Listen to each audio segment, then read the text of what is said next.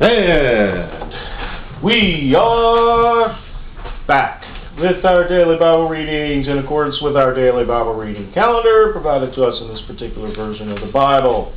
Today we're reading for May 5th, and we'd like to say happy birthday to my first cousin once removed, Bobby Jean Davis. Our morning reading will be 1 Kings chapter 20. So let's go ahead and get started.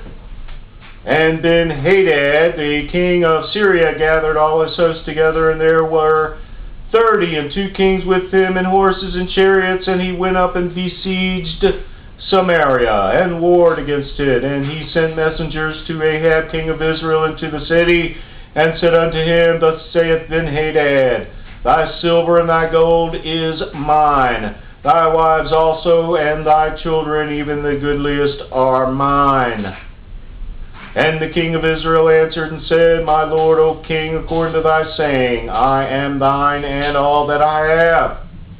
And the messengers came again and said, Thus speaketh Ben-Hadad, saying, Although I have sent unto thee, saying, Thou shalt deliver me thy silver and thy gold and thy wives and thy children, yet I will send my servants unto thee tomorrow about this time, and they shall search thine house and thy houses of thy servants, and it shall be that whatsoever is pleasant in thine eyes, they shall put it in their hand and take it away.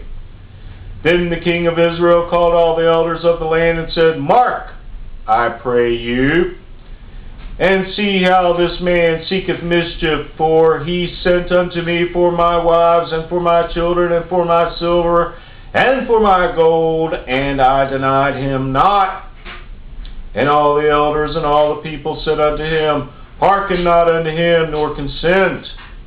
Wherefore he said unto the messengers of Ben-Hadad, Tell my lord the king, all that thou didst send for to thy servant at the first I will do, but this thing I may not do.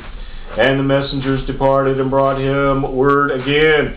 And Ben-Hadad sent unto him and said, The gods do so unto me, and more also, if the dust of Samaria shall suffice for handfuls for all the people that follow me. And the king of Israel answered and said, Tell him, let not him that girdeth on his harness boast himself as he that putteth it off. And it came to pass, when Ben-Hadad heard this message as he was drinking, he and the kings in the pavilions, that he said unto his servants, Set yourselves in array. And they set themselves in array against the city. And behold, there came a prophet unto Ahab, king of Israel, saying, Thus saith the Lord, Hast thou seen all this great multitude? Behold, I will deliver it into thine hand this day, and thou shalt know that I am the Lord. And Ahab said, By whom? And he said, Thus saith the Lord, even by the young men of the princes of the provinces. Then he said, Who shall order the battle? And he answered, Thou.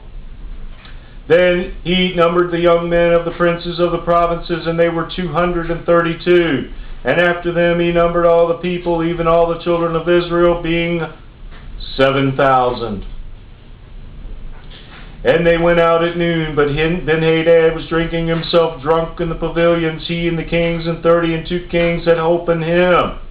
And the young men and the princes of the provinces went out first, and Ben-Hadad sent out, and they told him, saying, There are men come out of Samaria. And he said, Whether they be come out for peace, take them alive, or whether they be come out for war, take them alive.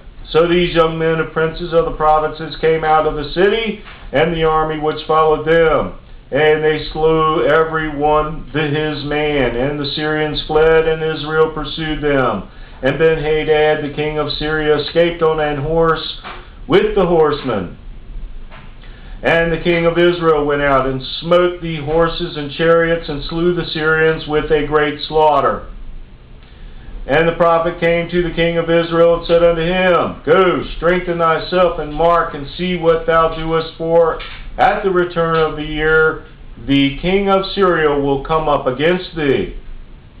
And the servants of the king of Syria said unto him, Their gods are gods of the hills, therefore they were stronger than we.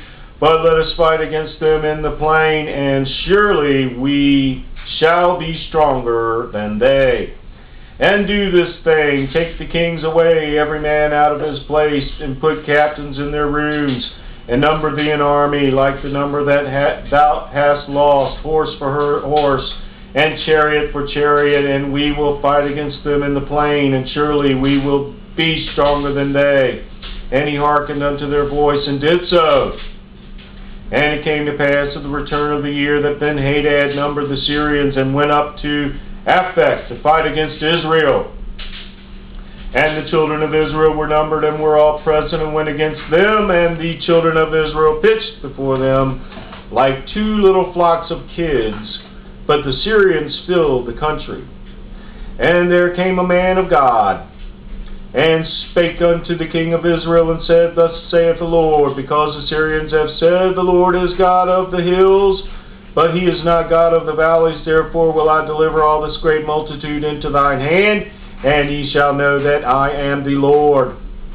And they pitched one over against the other 7 days, and so it was that in the 7th day the battle was joined. And the children of Israel slew of the Syrians 100,000 footmen in 1 day. But the rest fled to Aphek into the city, and there was a wall fell upon 27,000 of the men that were left. And Ben-Hadad fled and came into the city into an inner chamber. And his servant said unto him, Behold, now we have heard that the kings of the house of Israel are merciful kings. Let us, I pray thee, put sackcloth on our loins and ropes upon our head, and go out to the kings of Israel. Peradventure he will save thy life. So they girded sackcloth in their loins, and put ropes on their heads, and came to the king of Israel, and said, Thy servant Ben-Hadad saith, I pray thee, let me live. And he said, Is he yet alive? He is my brother. Now the men did diligently observe whether anything would come from him, and did hastily catch it. And they said, Thy brother Ben-Hadad. When he said, Go ye, bring him. Then Ben-Hadad came forth to him, and he caused him to come up into the chariot. Then Ben-Hadad said unto him, The cities which my father took from thy father I will restore, and thou shalt make streets for thee in Damascus, as my father made in Samaria. Then said Ahab, I will send thee away with this covenant. So he made a covenant with him, and sent him away. And a certain man of the sons of the prophet said unto his neighbor in the word of the Lord, Smite me, I pray thee.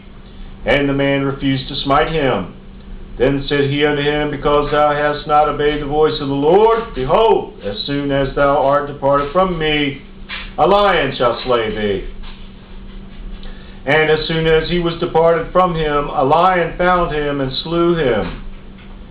Then he found another man, and said, Smite me, I pray thee. And the man smote him, so that in smiting he wounded him.